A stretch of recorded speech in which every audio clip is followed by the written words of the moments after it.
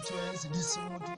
Munafunci ya cika mutane zuciya. Ajiye abu sai an taba ma. Ɗakinka a cikin gidanku ba ka bar shi a buɗe ba. Mukulli bakwai na sa.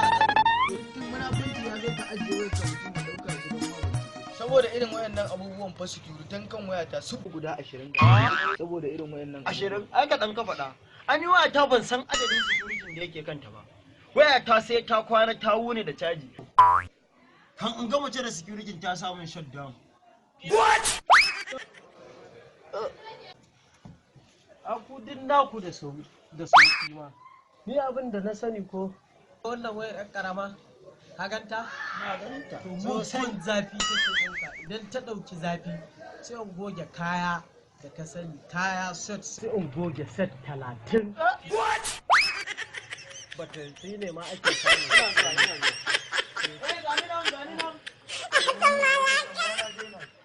What?